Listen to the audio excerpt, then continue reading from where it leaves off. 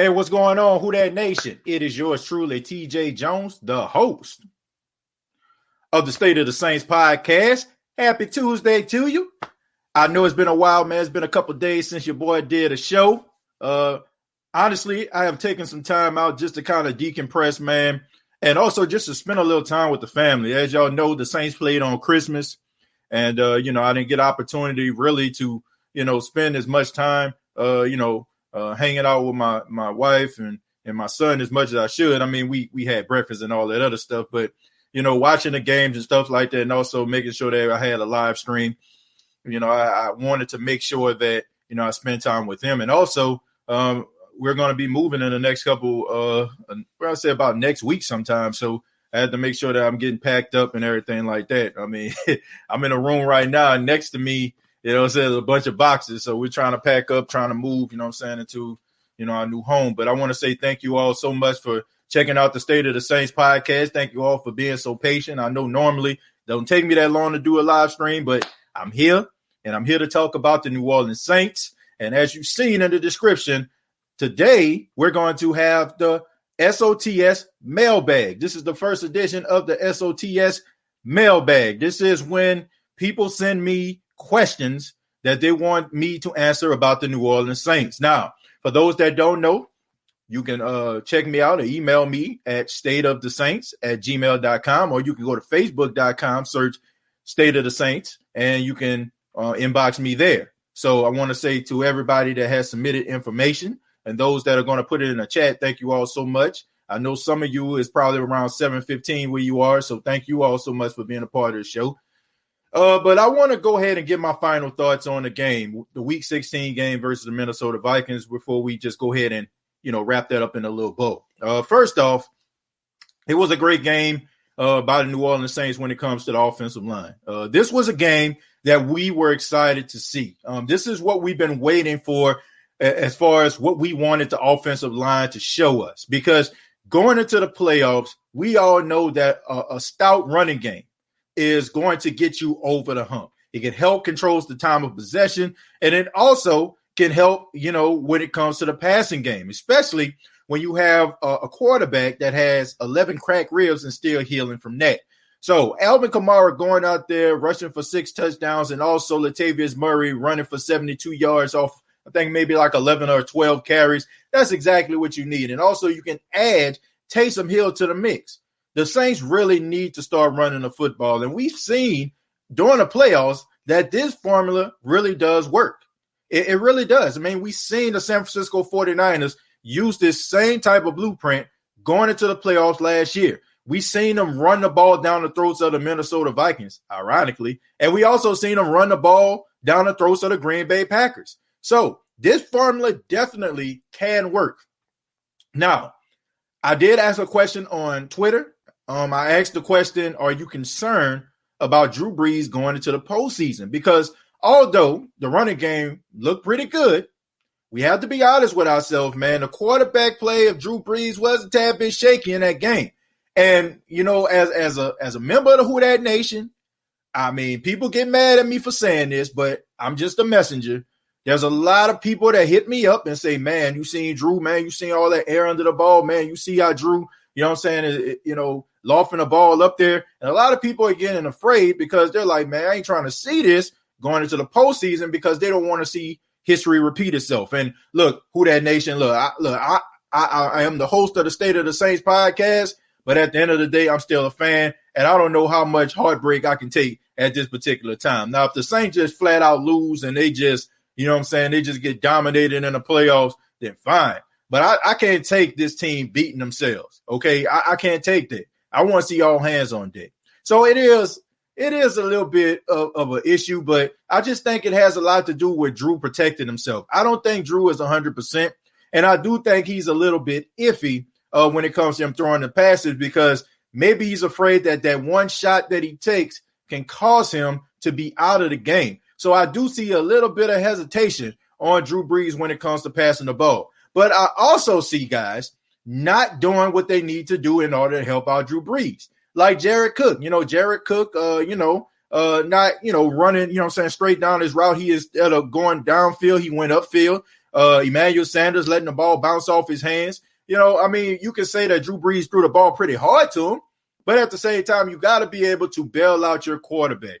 And look, I feel like this, man. Shame on the New Orleans Saints if they're still asking Drew Brees to throw the football all over the place at this stage of his career. Look, Drew Brees has given us so many great moments in the Who Dat Nation. I mean, he has basically legitimized the Saints organization. He has made us relevant. He's the reason why we can go up to other fans across the National Football League and say our team is you know what I'm saying? He's the reason why we can do that. So I feel like it has come to pass, all right? As they say in the Bible, as it came to pass, as it comes to pass, it is time for the Saints offense to help Drew out. We've seen this before when quarterbacks are on the twilight of their career. We've seen this when it came to the Denver Broncos back in the late 90s when John Elway was on his way out the door. Terrell Davis turned it up. We've seen it when the Denver Broncos did it again with Peyton Manning. They turned it up. They turned up the running game. We've seen it last year when Jimmy Garoppolo wasn't out there playing his best ball. They turned up the running game. Case in point, we need to run the doggone football. We need to run the football until we can't run it no more. I don't know if y'all seen these offensive linemen, but they were up to the task. You can see Teron Armstead. After Alvin Kamara, Latavius Murray ran the football, you can see Teron Armstead like this. You know what I'm saying? Telling Sean Payton, man, keep feeding them the rock. Keep feeding them the rock. I know y'all seen Teron Armstead block a dude out of bounds like it was when, on the blind side and moving, you know what I'm saying, when he pushed that guy all the way over the fist. Teron Armstead, Ryan Ramczyk was out there straight up balling. You got to use the running game. You got to protect Drew Brees. And I feel like if Sean Payton goes out there and he throws the football 35, 40 times in a game, then the Saints deserve to get beat. I'm just being real, man. And that is why you have to take it upon yourself to hold the defense accountable, to hold the offensive line accountable. Because every time we're looking at Drew Brees in the way that he's playing, but like I said, man, Drew Brees has bailed this team out on so many different occasions. And we know that if it push come to shove, we know that he can bail this team out. If the Saints if they're down maybe 7 points or 10 points, we know that Drew Brees has the capability of putting this team in a position where they can actually win a football game. So why don't we just help this guy out defensively and not just look at, oh, man, we got Drew. Go out there and do your job and take it upon yourself to take your game up to the next level. I just feel like the lackadaisical type play is what gets the Saints beat in the playoffs because they feel like, oh, we've done this the entire year. Oh, we going to go out here and we going to ball out. Rise to the occasion, handle your business, and don't worry about what somebody else is doing. Don't look at, oh, we beat these guys last time, so it should be a shoe-in. Go out there and play your best football. Go out there and play your best football. And, I think that the Saints should be able to get over the hump. Now, like I said, you have to run the football.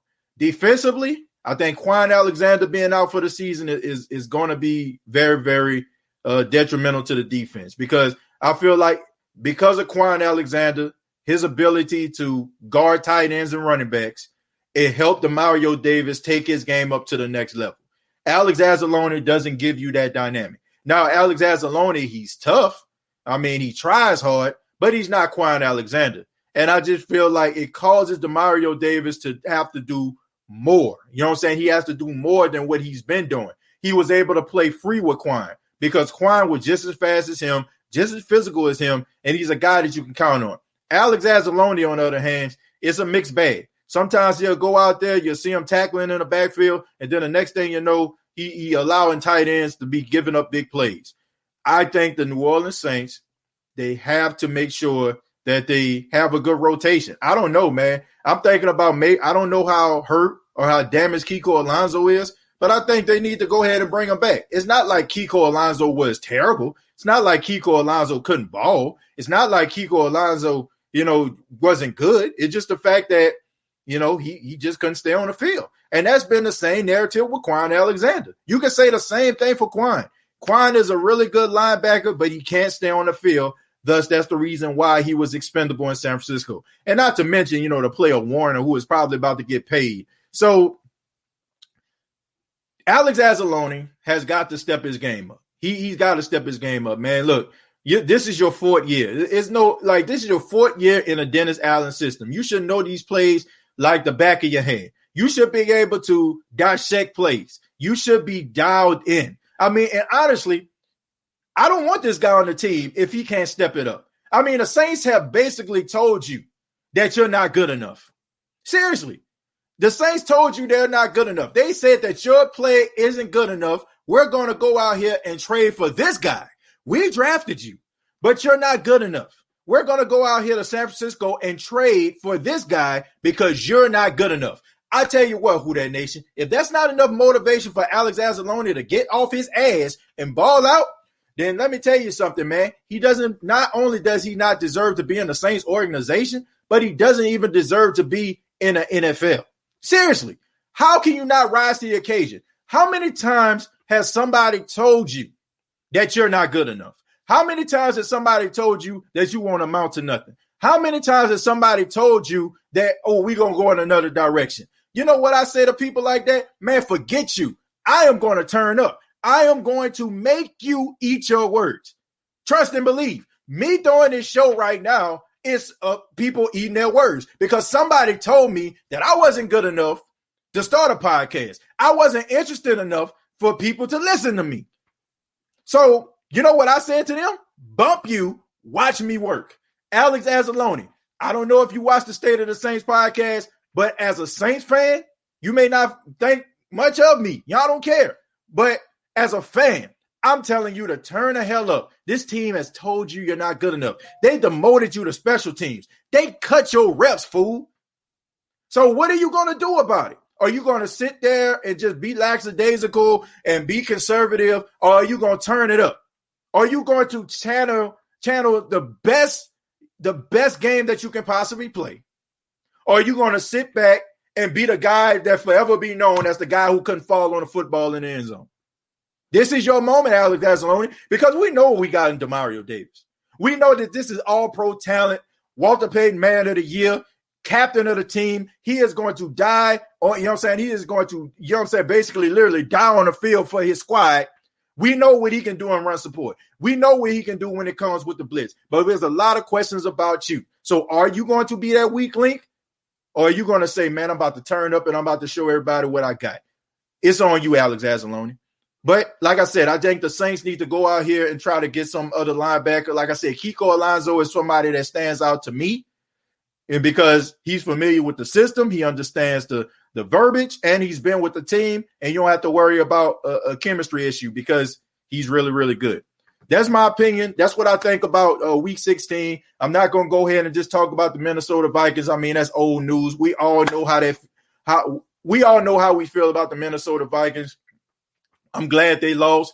Their fan base, always seem to be infiltrating chats. I mean, I don't know, man. Not a real big fan of the Minnesota Vikings fan base. They're up there, on the radio talking about the Saints are a dirty team. Look, man, nobody cares about what you all think. You all are just mad about the NFC Championship game, talking about Bounty Gate. But if your offensive line actually could block for Brett Favre, Bounty Gate wouldn't even exist. That's what y'all need to be focused on. Do you ever just thought about maybe your offensive line just sucked so bad back in 2009 that maybe, like that was the reason why Brad Favre was getting hit every 5-6 seconds? You know what I'm saying? Like every time he went back to pass, he was getting hit. You ever thought about that? Has absolutely nothing to do with that, folks. I'm just saying, man, if your offensive line is good, I can have $1 million on your quarterback head, and I won't. And my defenders won't get a dime if your offensive line was about something. So miss me with that Bounty Gate stuff.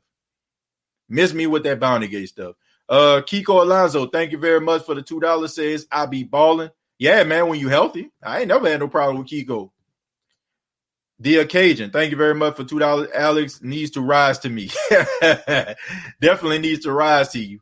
Quinterio, thank you very much for the $4.99. Anzalone has been the weak link in the linebacker corps. He got to turn up. And that hasn't always been a case, Quinterio. I mean, I remember a time when he was really good. He just couldn't stay on the field. I mean, he was always, sideline to sideline, but man, he'll be playing really well, and then the next thing you know, he out for the season with a nagging injury. Kimberly says, the crazy thing is we made it thus far without Drew and Mike T together. Yeah, that's the thing, Kim, and that's what gives me optimism as a fan. And also gives me not only optimism for this year, but optimism for next year. Because we've seen the Saints can actually win without Drew. We've seen that they can actually win without Michael Thomas. We've seen they can actually win without Emmanuel Sanders. I mean, we've seen this team go out there without some of their best players and still produce. We've seen without Lattimore and we've seen without Jenkins, right? So the way that I'm looking at it, Who Dat Nation, the Saints are built to last, okay? So all them Tampa Bay fans, all them Carolina Panthers fans that's sitting there with bated breath and waiting for Drew Brees to retire because they feel like that's the way they're going to be relevant. Nah, it ain't over, folks. It ain't over. The Saints are still going to be contenders in the NFC South for years to come. And I hope that they don't think that, man, because I think we all can agree. You look around the NFC South, we got the best coaching staff in the NFC South. So unless Sean Payton is going somewhere, I don't see the New Orleans Saints actually not being contenders because we know that he does his best to try to put this team in a position to win. And I like how the Saints are transitioning for life outside of Drew Brees. I mean, people hate this, but that's the reason why you paid Andrews Pete, because he's a better run blocker than he is a pass blocker, because you know that you're going to run the football post Drew Brees. I mean, look at it. I mean, they showing you. They showing you without really showing you that that's the plan. Heard that hit like I was in the stands. What's up with Bond? Look, man, he ain't ready for primetime, Kim. Look, if he was ready for primetime, Kim, we would have seen him, not just on third downs and sporadically. If he was ready for primetime, we would actually see him. I think we just need to go ahead and just, wash our hands with Zach Bowen and just realize that maybe next year is going to be his time. If we haven't seen Zach Bowen yet, we ain't going to see him this year. So I think that's just what it is. Okay. If he had anything that he can bring to the table, anything that he can put out there on the field that the Saints defensive staff thought would be beneficial at this particular time, then we would have saw him. So I don't think he's ready for prime time. I mean, look at Adam Troutman, right? Adam Troutman has transitioned. He kind of was kind of iffy when it comes to the blocking. Now look at him. Now you're seeing more Adam Troutman than you do Josh Hill, right? You see him out there catching passes. You see him fighting for extra yards. You see him out there doing all the little things, the grimy things, and you seeing him doing some stuff in the red zone. So if Zach Bond was actually ready, and you know what I'm saying, the Saints felt like he can be, I guess he can contribute in some way, then they would actually have him on the field. But I think we need to look at 2021 to evaluate him. By the way, TJ, here to answer what the NFC South Kings bow down. Yeah, Ramsey, absolutely, man. They need to go ahead and bow down to the Kings of the NFC South. Now, look, I ain't got nothing to say except nobody in the NFC South can tell me nothing. They can go ahead. They can talk about whatever, regardless of what happened to the Saints in the playoffs. For 4 straight years, the Saints have won the NFC South. And all they can do, this is the most pathetic thing in the world right here. Just imagine, man. Just imagine if you are a great sprinter, right? And you so good. Let's just say you like Usain Bolt, right? You like Usain Bolt. You're so fast that everybody just despises you because they know as soon as you hit the track, they know that they about to get dust. They know they about to see your back because you are going to get out there in front of them and win the race. So all they can do is hope that you run or sprain your ankle or do something to yourself. That is what the rest of the NFC South does. The Saints are so much better than all these other teams in the NFC South. The only thing they can do is sit on their couches and hope that the Saints fail so they can, oh, y'all lost. Y'all lost. Oh, y'all did all that for nothing. No, we didn't do that for nothing. We whooped y'all ass. I know it's morning, but it's facts. Nobody can tell me nothing. Unless you're the team that knocked the Saints out of the playoffs, that's the only way you can say something. A Falcon fan can't tell me nothing. A Carolina Panther fan can't tell me nothing. You know what I'm saying? A Tampa Bay fan can't tell me nothing. Because I'm letting you know right now, I'm calling my shot. If the Tampa Bay Buccaneers just so happen to play the Dallas Cowboys, and I can't believe I'm about to say this, I guarantee you that the Dallas Cowboys are going to beat the Tampa Bay Buccaneers. They better hope that the football team win. They better hope that the Dallas Cowboys don't slip into the playoffs. Because I'm telling you right now, and everybody know how I feel about the Cowboys. I guarantee you, if Tampa play the Cowboys in a wild card, it's going to be grand opening and grand closing. I guarantee you. Tampa ain't nothing. All right? Congratulations to them. Finally making it to the playoffs. Last time them boys been to the playoffs, I had a meal plan in college. Last time them boys made it to the playoffs, I was watching HBO in Campbell Hall at Jackson State University for absolutely free. The last time them boys made the playoffs, my mom was sending me ramen noodles through the mail. The last time them boys made the playoffs, I want y'all to understand this, Barack Obama wasn't even president yet. The last time them boys made the playoffs, okay, the last time them boys made the playoffs, Jackson State University won the SWAC championship. The last time them boys made the playoffs, I want people to understand this. Bin Laden was still alive. The last time them boys made the playoffs, Michael Jackson was still alive. What can a Tampa Bay Buccaneers fan tell me? Seriously, what can they tell me? Y'all need to fall back, all right? There's levels to this. There's levels to this. That's like the Buffalo Bills. Man, I'm happy for the Buffalo Bills, but why are the Buffalo Bills coming at the New England Patriots fans? For 20 years, the New England Patriots won that division. And trash as the quarterback play was in that division, nevertheless, they still won the division. They still was beating the rest of the AFC East to sleep. Why is the Tampa Bay Buccaneers coming at Saints fans? What in the world? They showing clips about what aficionados saying about them. Who cares? Who cares? Focus on the playoffs. Them boys can't tell me nothing. Seriously. Go out there in the playoffs and do something. But besides that, man, y'all can't tell me nothing. I'm serious, folks. Think about this. I am 34 years old, okay? I was 20. I was 20 years old, okay? I was still rocking South Pole shirts. You know what I'm saying? Like, I was still rocking tall tees. You know what I'm saying? I was still, man, what was I rocking? You know what I'm saying? I was rocking Fat Farm jeans. What is we doing? We were still living by the G code. The last time them boys, and for those that don't know what the G code is, that's T's, bows, and rees, okay?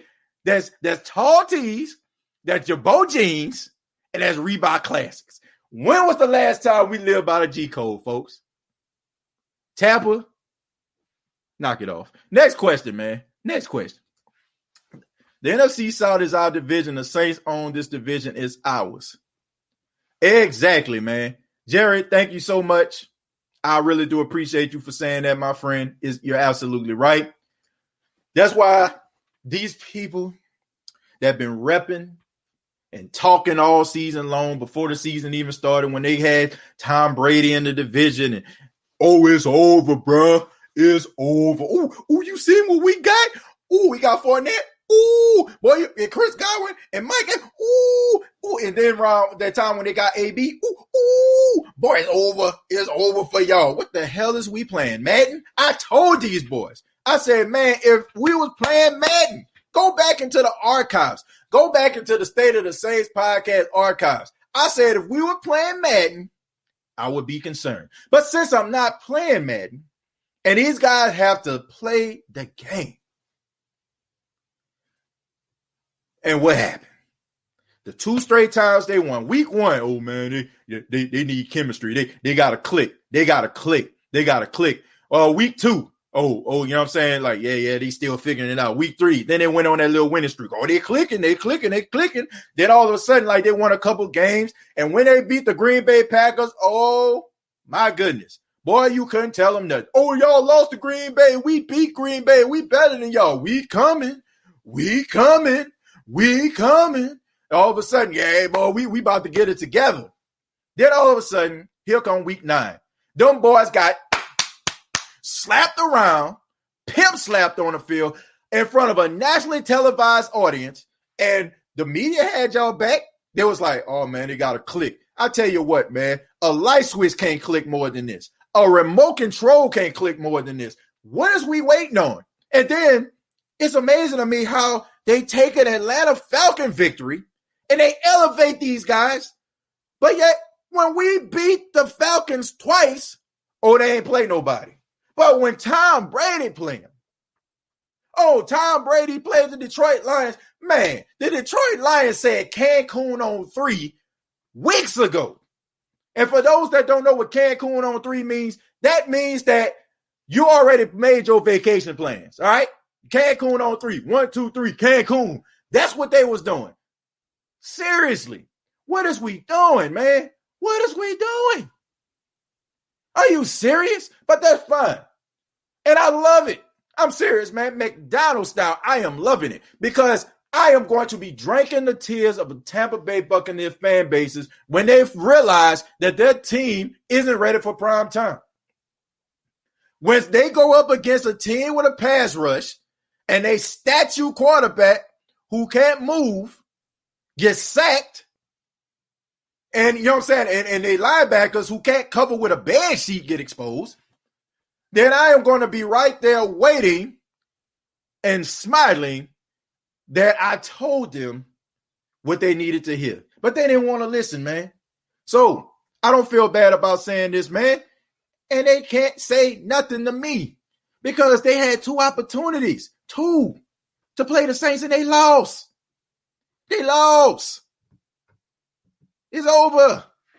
They trying to push Brady's legacy. They moved the ball for the first. The Bucs ain't nothing. Man, look, I'm about to just be real with you. The only thing that can stop the Saints are the Saints and the referees. I'm serious. I don't feel like a fan that's whining and complaining. I'm just going to be real with y'all.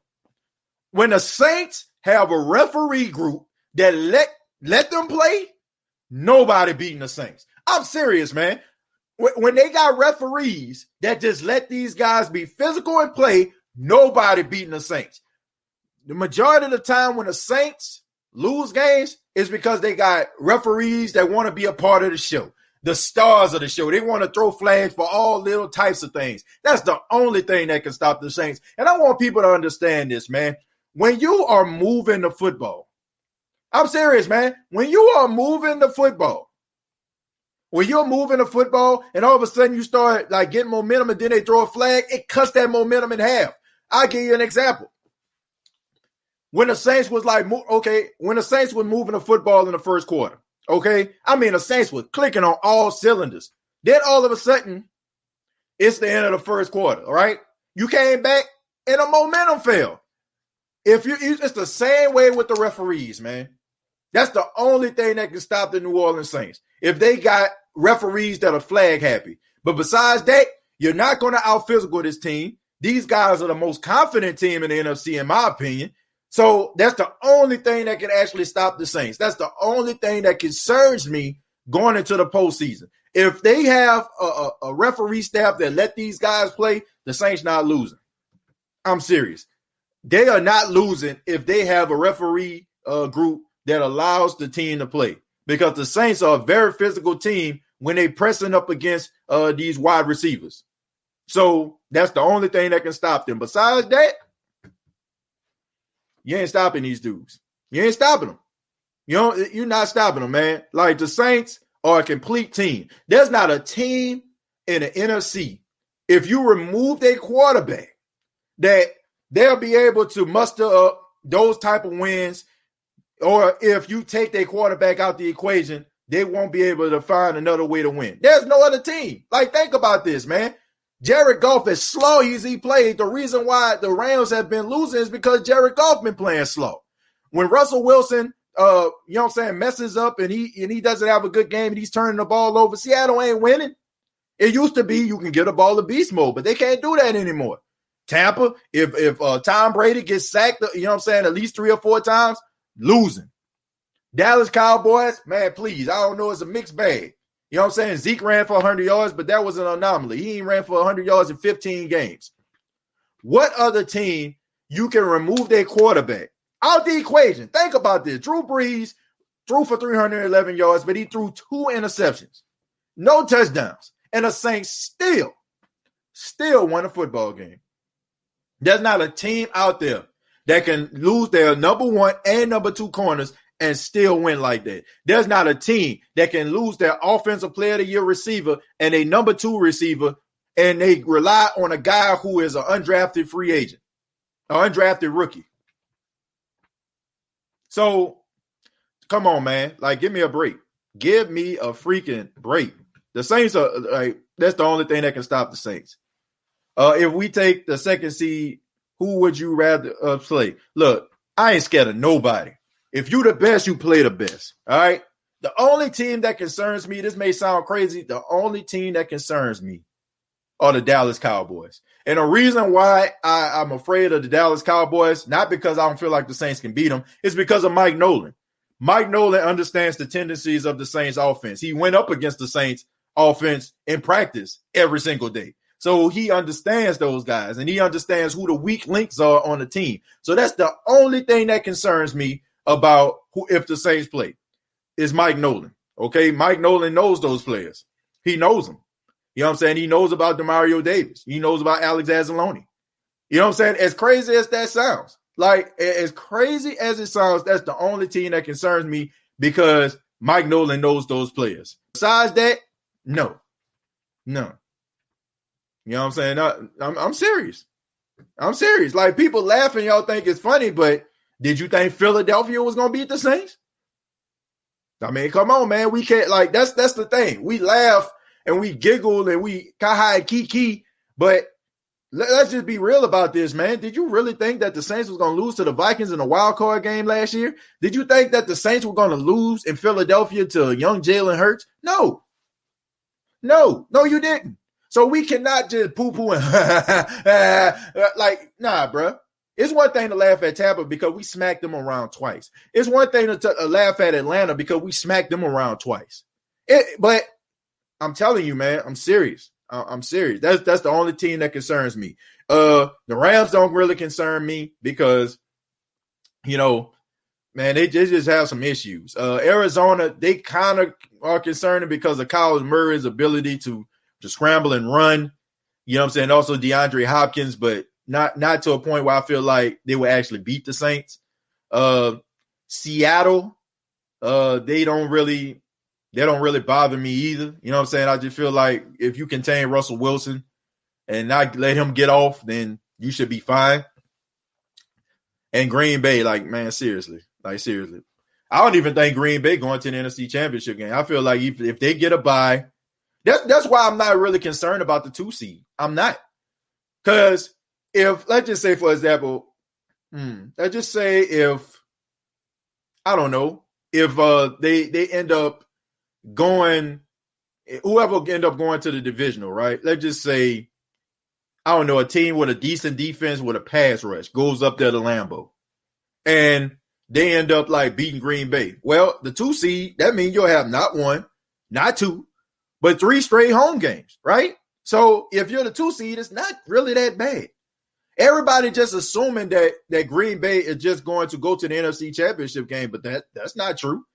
That's not true. That's no guarantee that just because you playing in Lambeau. I mean, come on. Like they said that before. Like in Superdome, you know what I'm saying? But honestly, man, the Saints haven't been winning, you know what I'm saying, the Super Bowl NFC Championship game, as controversial as it was, they lost. Wild card game last season, they lost. So everybody talking about big, bad Green Bay. Ain't no guarantee that Green Bay just going to win. Ain't no guarantee. Mike, thank you very much for the $5. Said, TJ, what's your thought on the Saints being down one linebacker and in the searching of Alec Trash Aloni coming into play? Well, I talked about that, Mike. Man, shouts out to Mike, man. Look, I talked about that, man. I talked about that quite a bit earlier in the show. He has to step up, man. You know, they already told him that he ain't good enough by getting Quan Alexander. So if he doesn't step up, then it's time for you to wave bye-bye to him. So hopefully he rise to the occasion, man. And you know, it's times where you sit on a bench and you sit back and you analyze things and be like, you know what? You know, his team thought that I wasn't good enough. I'm going to prove them wrong. You know what I'm saying? Because right now you're not even really just playing for the Saints. You playing for another contract. I mean, I'm pretty sure the Saints are not going to re-sign him. So somebody going to have to re-sign him. I mean, somebody going to have to sign him in free agency. So go out there and put your best foot forward. I'm calling it TJ. Green Bay and Kansas City getting upset. Yeah, I mean, they just automatically assume because that's what they want to see. That's what they want to see, man. And that's why I say, man, bump the media. I'm serious, man. Bump the media because that's all they do, man. Like, they have no appreciation for the quarterback position. I'm serious. They have no appreciation for the quarterback position. They make it seem like just because you don't throw the ball 60 yards or you can't throw the ball behind your back and throw a bullet or you know what I'm saying, throw off your back foot 60 yards. Like, you know, like, I don't know, man. It's like they like children or something like that, right?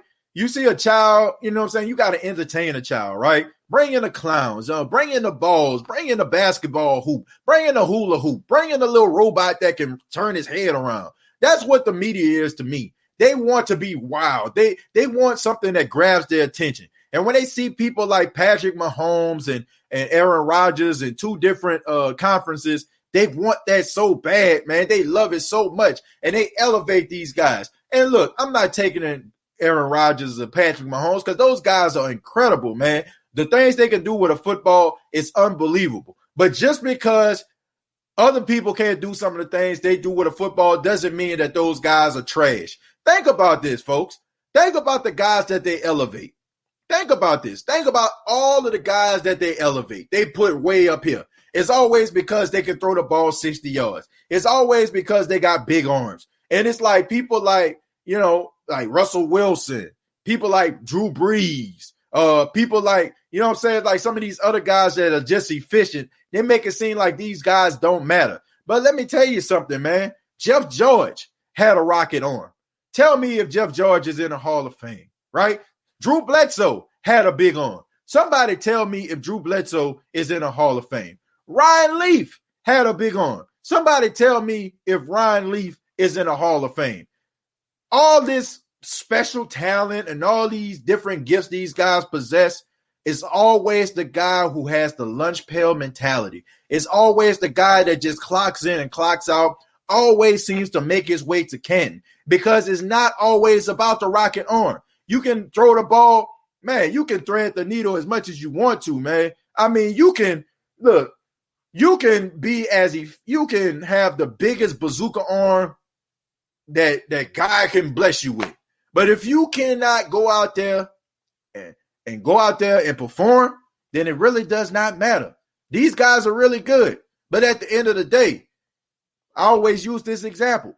If a Ferrari and a Prius is going to Atlanta, you know what I'm saying? Like the Ferrari might get there before, you know what I'm saying, the Prius. But just because the Prius is moving a tad bit slower than a Ferrari doesn't mean that the Prius won't make it to Atlanta.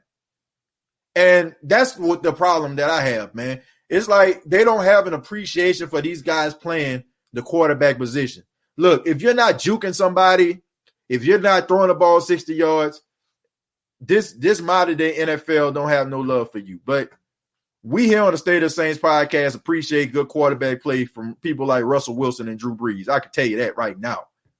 I'll take Russell Wilson over any one of those dudes. I'm serious. Even Mahomes, man, because I love Russell Wilson's heart.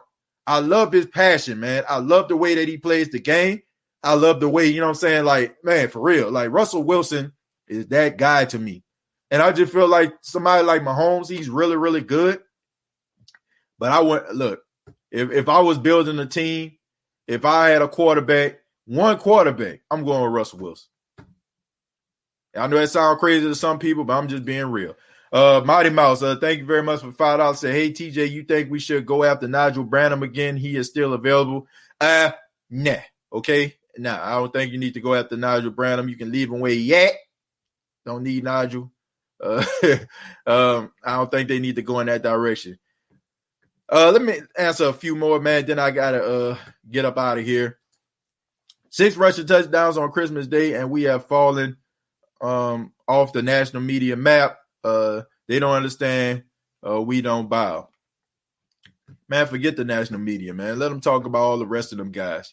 Because at the end of the day, man, it's just about ratings. They don't care about anything else. You know, these people trying to keep a job, which I understand, but, you know, concealing people and not giving people credit and poo-pooing on their accomplishments because they don't fall into your status quo, I have a problem with. You're 100% correct, TJ. Reps us the only ones that I'm worried about. The wideouts will be dangerous if Callaway, Emmanuel, and Kanko and Mike together. Defense is dangerous on bump and run coverage. Yeah, if the referees stay out the way and call the game where it needs to be called, then I think we should be fine. TJ, do you think it's time for a head coaching change? Hell no. Hell no. What? No, Casey, not at all. What is we doing here, man? Like, what are we doing? Like, have we not seen the Saints? You know what I'm saying? And how relevant these guys have been? Man, we so spoiled in the Who Dat Nation. Man, like, seriously. We have gotten to a point where we feel like we could just have the right to criticize. And, like, do we all know, man, quarterbacks, head coaches just don't grow on trees? Like, it's hard to replace a good quarterback. It's hard to replace a good head coach. Like, seriously, man, no way. Like, no way, man. Look, there's only a few guys that can do what Sean Payton has done. I mean, look, not only, look, you can say whatever you want about his play calling. Say whatever you want. Say whatever you want about it. You can talk about it mid-game, why he called this, why he called that.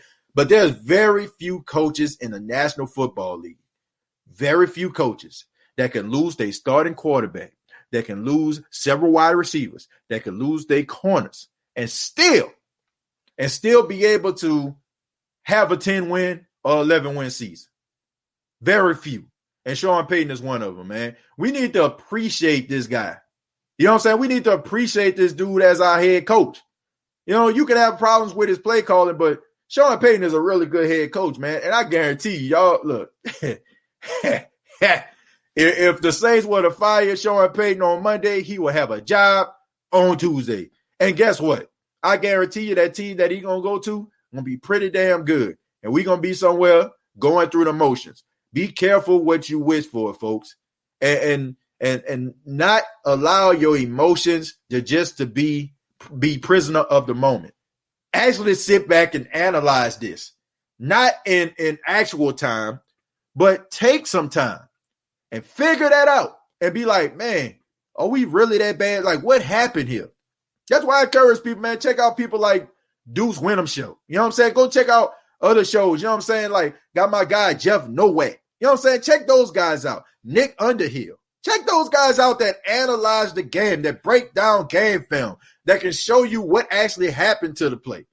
They're more of the X's and the O's. I'm more of the Willies and the Joes, okay? You know what I'm saying? Can I break down game film? Yes, I can. Do I know different formations and stuff like that? Yes. But that ain't my lane. But so I'm encouraging you all to check those cats out and see what's going on, man, because sometimes what you actually see don't really be the case. I mean, what are we talking about here, man? Sean Payton, like, seriously. But I do want to talk about something, man, before I get up out of here. I do want to address this situation. I know this don't have anything to do with the Saints, but shouts out to my guy, Chemo Slice. Y'all probably see him in the chat a couple times. I don't know if he's in here today. But I was going through, like, the inboxes, and he asked me something about Dwayne Haskins, man. He asked me about Dwayne Haskins. Now, this wasn't recent. You know what I'm saying? This may have been, like, a couple weeks ago. He was talking about Dwayne Haskins, and he was asking me, do I think that the Saints need to, you know, look at somebody like Dwayne Haskins? And you know,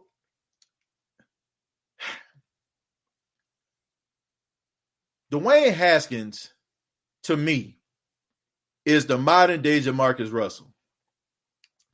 He's the modern day Jamarcus Russell, man. I wouldn't want Dwayne Haskins at this stage nowhere near my team, because Dwayne Haskins is one of those guys that doesn't have an appreciation for being in the National Football League. He is one of those guys that has been making it off his talent his entire life. He has been sliding through the cracks. He has been enabled.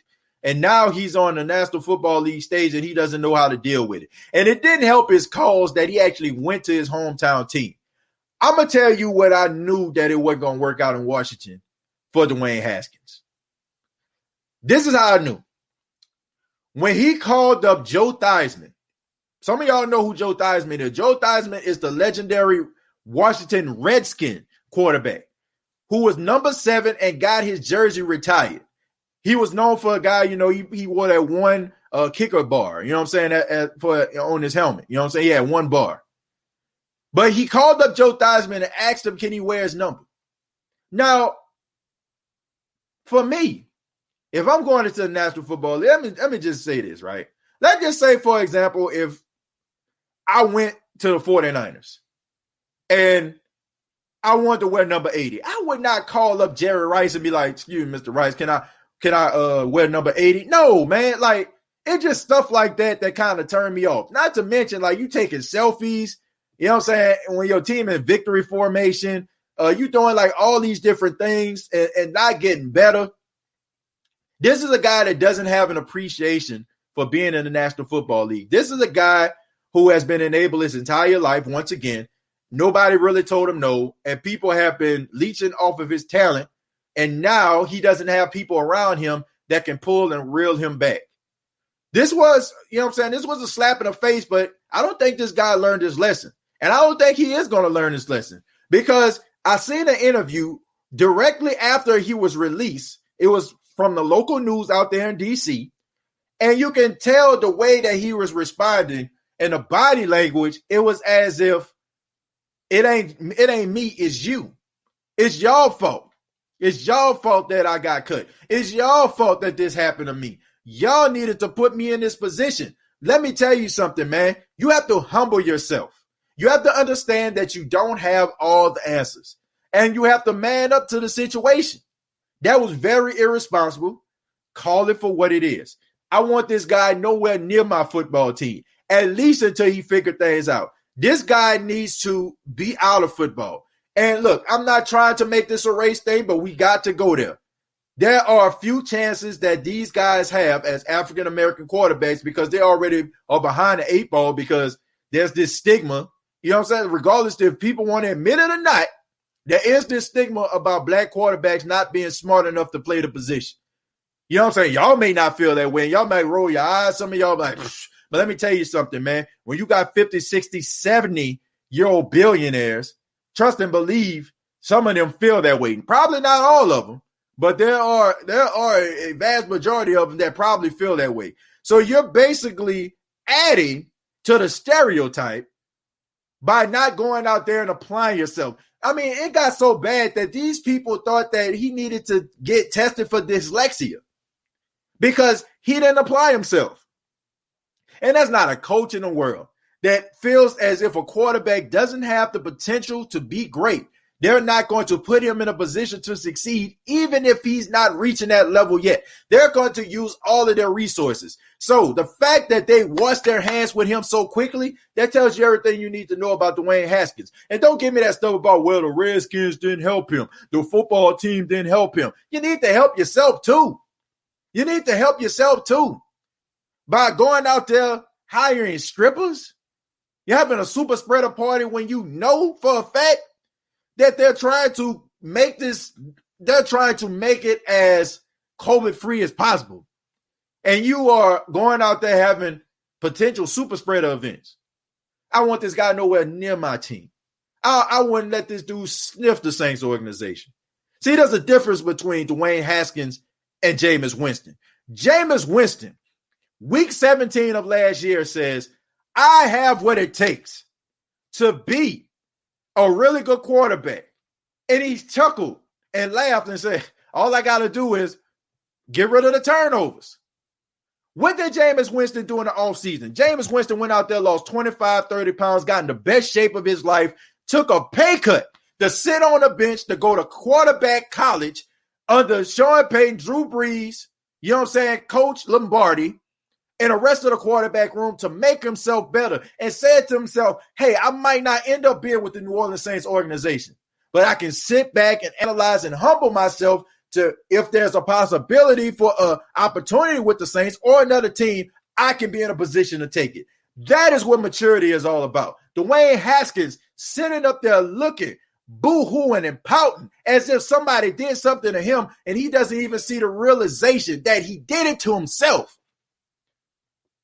I don't care who your coach is. I don't care who your organizations are being ran by. If you are humbling yourself, if you're out there doing the little things to stay on the team is going to keep you, especially if they gave you $10 million and you got 4.5 waiting for you. That team invested in you. They're going to do everything they can to help you. But what happens when you can't help yourself? Dwayne Haskins needs to remove himself from football until he figured things out and realize what he is losing in the process. And the best thing he has on his side is that he's 23 years old. That's the best thing he has going for him because he has an opportunity to get himself back into the league. But he has to take life serious because right now, man, this kid lost, man. This kid is lost. And it's sad to see, man. It's sad to see. Don't you get upset? This is equivalent to a 6'7" dude working out at 24-Hour Fitness, working out at LA Fitness. You out there playing basketball with this guy. He can't dunk. He can't rebound. He can't block. And you like, damn, give me that height. You know what I'm saying? Give me your height. I'll be out here being LeBron. I'll be KD. This is what this is. All the talent in the world can be utilized. But yet you want to sit up here and show your friends that I'm on. Oh, I'm from DC. Watch my boys. Watch as I fly through in this Phantom. Watch I fly through in this G-Wagon. Watch I go out here and hire these strippers to come to my crib to talk to my girl, you know what I'm saying, so I can turn up. Bump all that, man. Bump all that. You got to remove yourself from the National Football League. Get yourself together, dog. Get yourself together. Work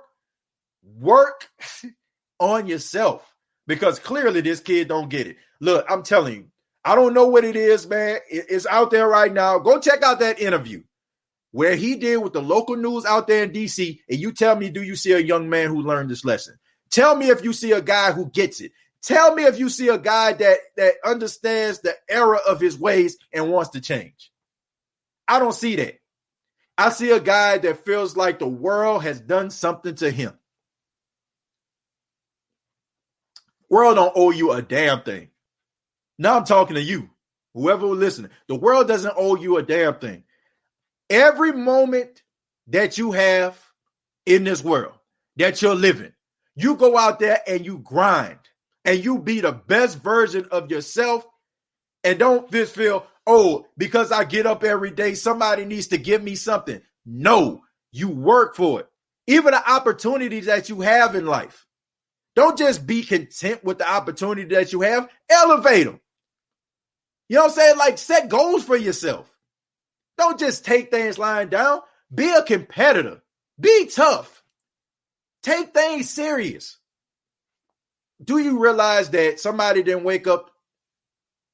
Somebody didn't have the opportunity that you have today.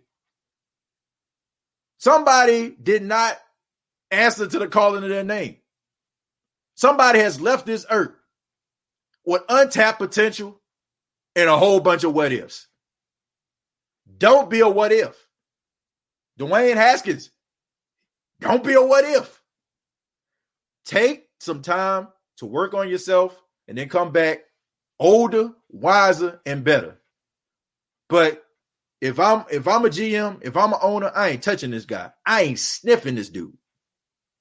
I ain't sniffing him, man. Because this is almost like Josh Gordon. It's not, you know what I'm saying? He didn't do anything like illegal, like with the drugs, anything like that with Josh Gordon. But I feel like anybody that signs this guy would be enabling him. I'm talking about from that level.